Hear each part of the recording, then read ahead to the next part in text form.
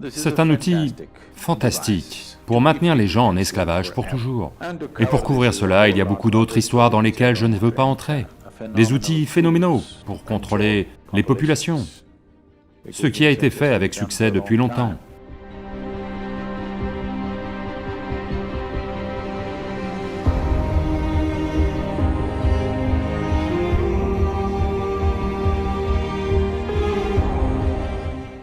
Ça dépend de la façon dont on s'est façonné.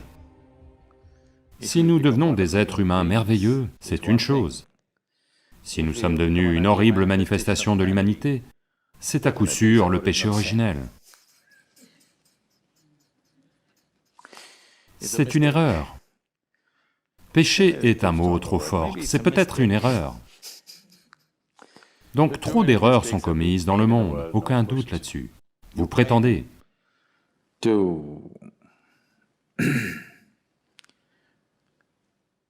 apprécier ou vous vénérez celui qu'on appelle le Créateur.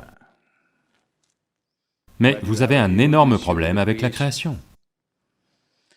Si vous n'appréciez pas la création, pourquoi diable devriez-vous vénérer le Créateur? Quelqu'un qui a fait du si mauvais travail, la seule façon dont vous pouvez même naître est par le péché. Je pense qu'il doit être banni. Maintenant, c'est un outil fantastique pour maintenir les gens en esclavage pour toujours. Si vous ne leur permettez même pas d'accepter leur biologie, ils n'arriveront jamais à accepter quoi que ce soit dans leur vie. Ils seront toujours dépendants d'une institution ou d'une personne ou de quelque chose qui prétend avoir des relations.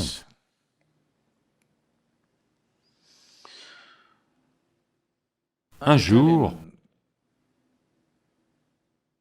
un mafieux italien est amené devant la cour de justice.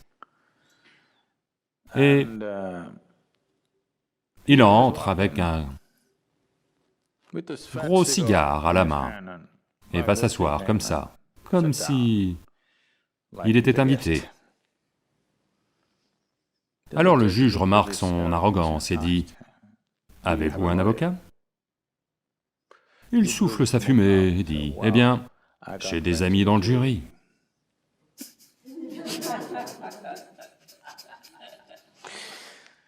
Donc, les gens qui sont censés avoir des relations ailleurs, vous serez toujours leur esclave, parce que vous vous sentez coupable de votre biologie. Tout cela prend des formes de plus en plus grossières.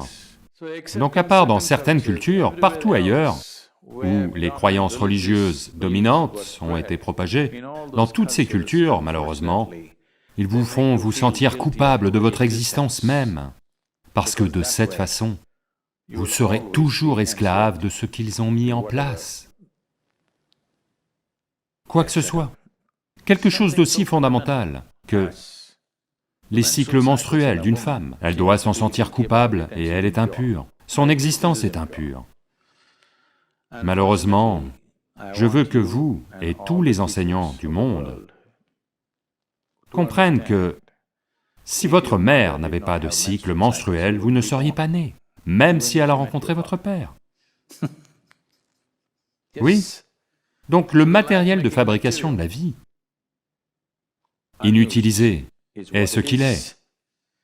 Et si cela est impur, votre naissance même est impure, c'est de toute façon ce qu'ils essaient de vous dire, que votre naissance est impure. Et pour couvrir cela, il y a tout un tas d'autres histoires dans lesquelles je ne veux pas entrer. Dès lors que vous n'acceptez pas votre propre existence physique, essentiellement, vous n'accepterez jamais aucune autre dimension de votre vie. Cette seule chose va vous étouffer pour toujours.